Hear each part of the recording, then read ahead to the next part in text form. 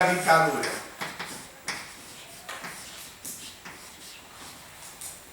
E o Lago Sul.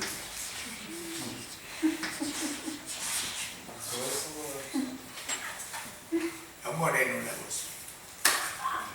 É uma ditadura.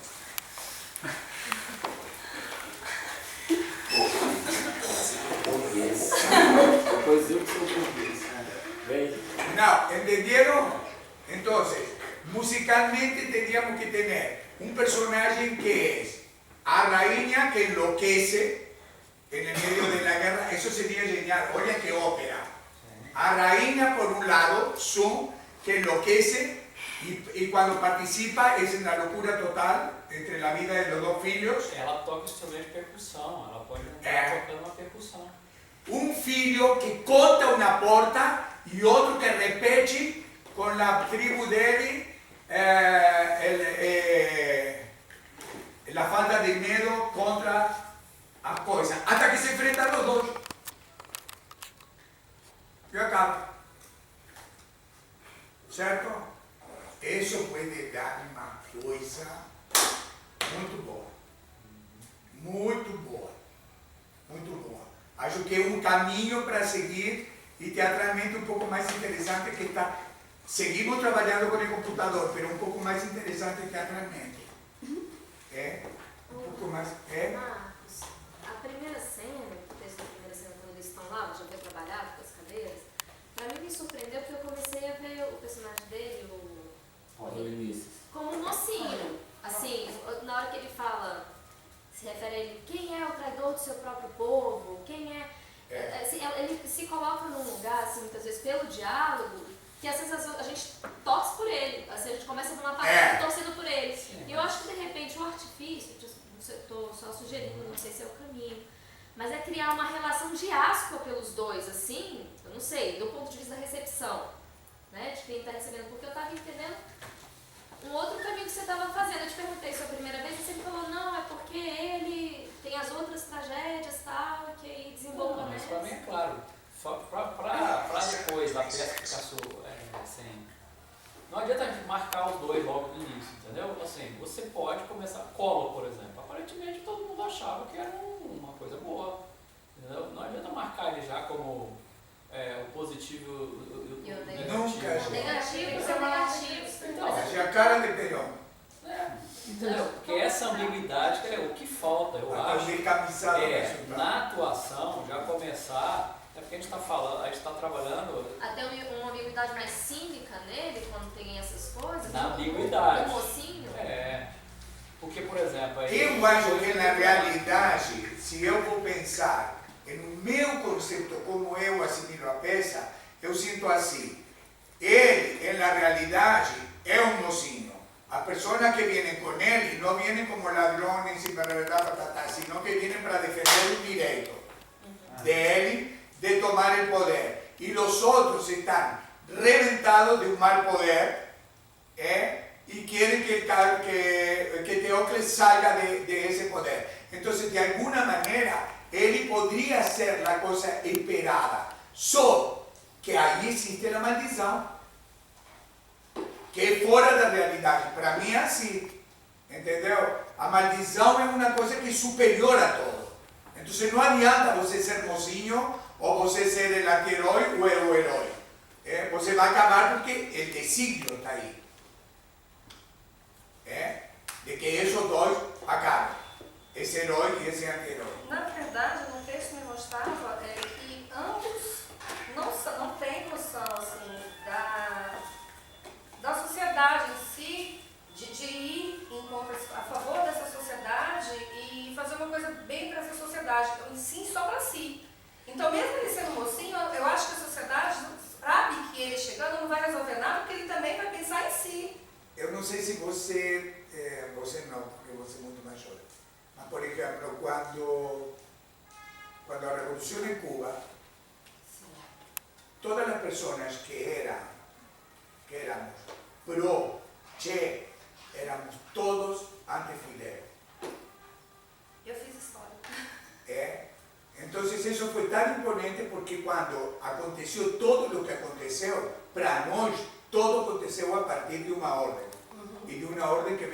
anterior y de una orden que era como de irmão, para nós en esa época.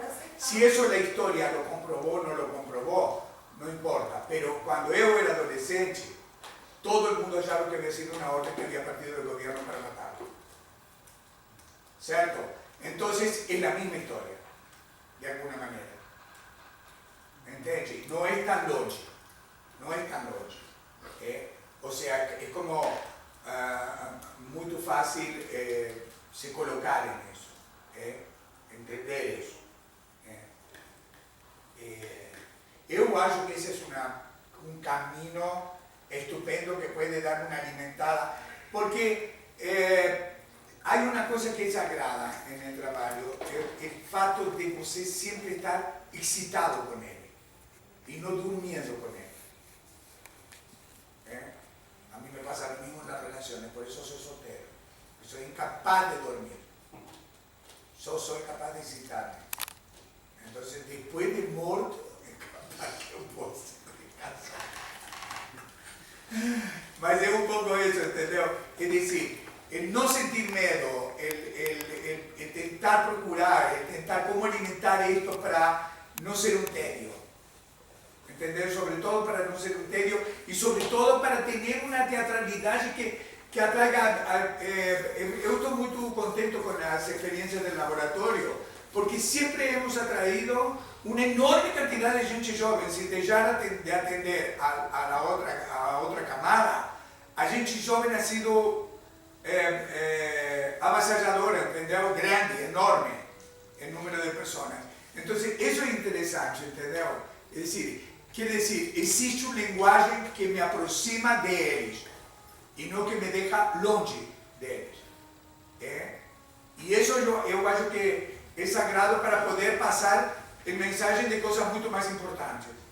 Como que você entra en la cabeza de personas que tienen 1000 palabras. Como se entra dentro de personas que no leen. Hay una cantidad de cosas nuevas, absolutamente nuevas, que son nuevas en la educación, que usted no se puede enfrentar más como usted se enfrentaba antes. Se decía, ¡ay, qué burro! Se no puede decir a una persona que es burro porque no leo García Lorca ahora. Se não pode. Entende? Então, sei lá. É difícil. De alguma maneira a gente tenta manter algo que está indo embora. Então, como fazer para manter isso? Essa cena, sempre é muito difícil, é a cena mais difícil de cenário. Porque ela era conhecida e ela é assim, na peça original ela é direta. Então assim, a peça original é o seguinte, tem uma introdução, tem um finalzão e tem 700 versos que é assim, ó, que é aquela coisa ali, ó, entendeu? Então o que eu tentei fazer é o seguinte, como ela é uma cena muito conhecida, é muito difícil lidar com ela, né? Eu estou explicitando como é que eu pensei para fazer aqui essa cena. Você tem uma encenação de isso que a gente possa ver? Tem, está no YouTube, tem um link. Ok, então, o próximo encontro com todo mundo, não? Não. Segunda-feira só. Lá no departamento só a gente. No departamento, que horas são? 3h15. 3h15. Quanto dura isso? Essa? 1 hora e pouco. Aqui não dá para ver. Aqui a internet é bem ruim, né? O sinal. Não, baixa, porque está no YouTube. Baixa, salva e traz no DVD. Seria interessante, ou por lo menos seria interessante que todos lo viésemos para a próxima aula. Tem uns 3, Que todo mundo abra no YouTube e veja. Eu mando o link. Então, aí o que acontece? Essa cena, ela era famosíssima. Essa cena que a gente está lidando agora, ela foi um desafio para o próprio Esquilo. Foi um desafio para todos os dramaturgos de utilidade, porque todo mundo, como é que ia trabalhar com ela? O que Esquilo fez? Ele fazia os 2 caras, em cena só tem 2 atores, fala de lá, fala de cá e no meio um coro lamento. Fala de cá e um coro lamento. É sempre assim, 1, 2, 3, 1, 2, 3, 1, 2, 3, 1, 2, 3, 1, 2, 3. Daí a simetria quebra na 7ª fala, quando o coro não lamenta, que ele descobre que ele está indo encontrar o irmão. Aí quebra a simetria, aí quebra a estrutura. O Eurípides, quando foi fazer isso, ele só tem uma frase que ele fala o seguinte: para que eu vou perder meu tempo falando de 7 líderes? Ele ironiza, mas depois ele coloca uma pessoa num sonho contando isso aí, entendeu?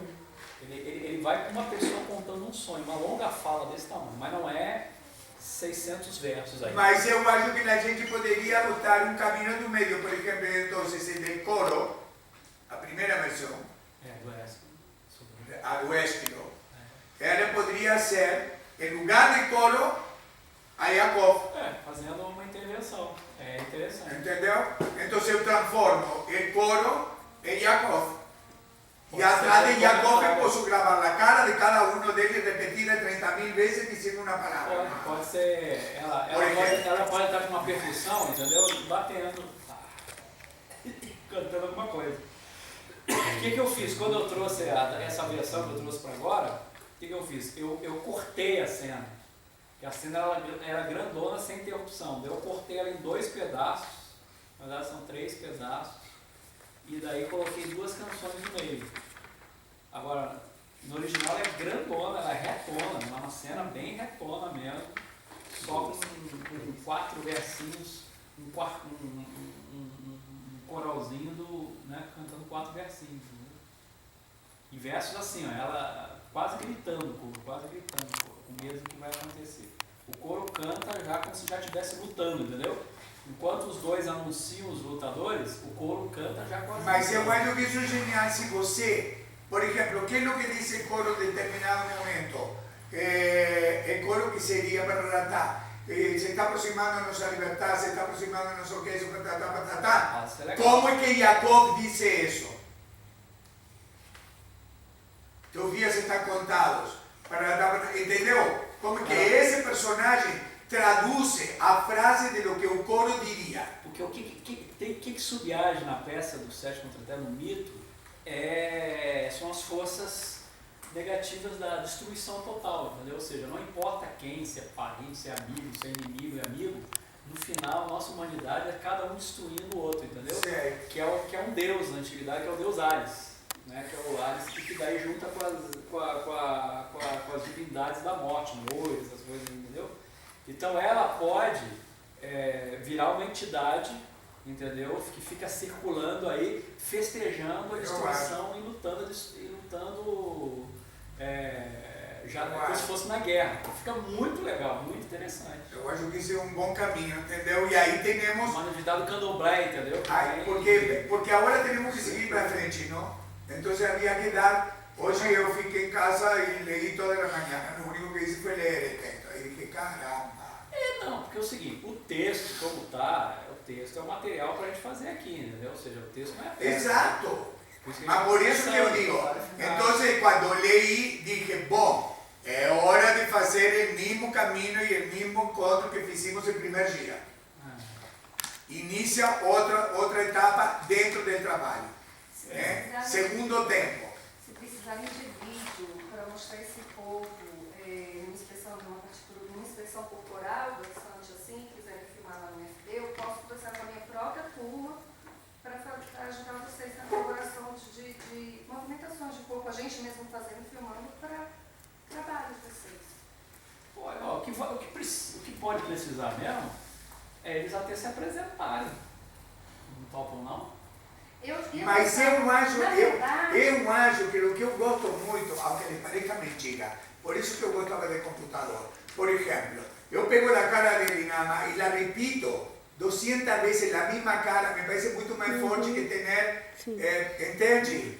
Muito mais forte, me parece. Na festa mesmo, quando o Hugo trouxe esse negócio da festa, eu vim com uma ideia que eu ia mostrar para ele, para depois mostrar para vocês. O trabalho que a gente fez com a Faso, junto com a orquestra, que tem um corpo dançante, é uma coisa muito atual. Da dança é a tecnologia, e ele tinha proposto que essas portas mostrariam a dança, não foi isso? E aí eu pensei, vou mostrar para você então, porque ele queria que visse se a dança do lado de dentro. Eu falei, talvez isso é uma coisa muito atual, que é aquele nosso trabalho, né, de corpo e orquestra.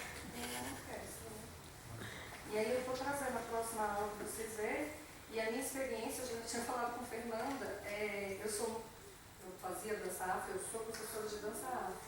E até as partituras corporais, se a Fernanda quiser, a gente trabalha também. Legal, né? vai precisar. Eu vejo uma coisa muito candomblé aí, viu? E eu tenho muito CD percussivo e meu conhecimento é mais nessa linguagem. Aí quando ela falou, eu falei, não é bem assim, mas a gente trabalha com os arquétipos, toda a simbologia de todos os arquétipos possíveis. O Xangô mesmo é o da justiça. Então todos os arquétipos de Xangô, além de ser voltar para a mata, tem muita coisa do arquétipo da dança, é flecha, é corte, é caminhada, assim, com partituras. Agora, o que dela está relacionada, porque toda a mitologia do candomblé a grega também tem contraponto. Eu já fui estudado isso, né? É o mesmo coisa de tema. Eu estava querendo pedir texto. Tem o mesmo coisa de tema, já fui estudado. O maior especialista nisso é o Odeco Serra, que foi o segundo Eduardo de Souza, que ele está vindo para ver a peça. Olha aí. Quem chamou? Entonces ya voy a agregar alguna de fumaça. E seria, se a gente conseguisse essa coisa, entendeu? De África, o personagem dela. Se Fernanda quiser, a gente tem um tempo, porque eu acho que é bom a gente trabalhar antes para você começar essa percepção corporal dentro de você e ter uma linguagem bem definida, porque não é só a gente não gosta só de compor por compor. Eu acho que você tem que sentir isso na veia, né? E além de uma coreografia minha, pode vir partindo de você, do que você sente em cima disso. Tanto do texto, que é você que está vivenciando, eu só estou aqui na recepção, e é você que sente. E, pô, seria legal esse contraponto à fala estruturada, o discurso o movimento que vai tornando tudo causa ali, ou seja, a guerra tomando conta de tudo. Eu tinha falado com o Constantino sobre isso, sobre a Bom, então precisamos que você empiece a partir de hoje até segunda-feira uma reforma total. Vai começando, vai virando, toma vinho de noite. Toma vinho de noite, vai para o hotel. Porque tem um hotel, larga da família e vai para o hotel. Eu te pago o hotel. Vai daí que vai para lá. Esse não tem orçamento, ele vai para a pensão, né, W3. Não, agora tem interpretado. Bom, eu acho, eu tenho que viajar, não? Então, eu pediria que você passara uma vez mais todo o que temos trabalhado até hoje, certo?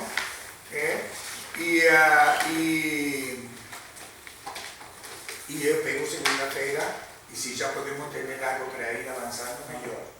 Tá bom? Beleza. Ok. Essa é a cena mais complicada. Mas já é um amanhecer ao lado de la guerra que eu havia visto hoje de manhã quando li. Entendeu? Agora veio um amanhecer. Entendeu? Então já a treva se está partindo. Esto es mucho. Ai, Deus mío.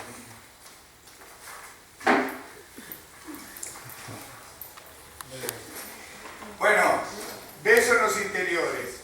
Beijo. Chao, chao.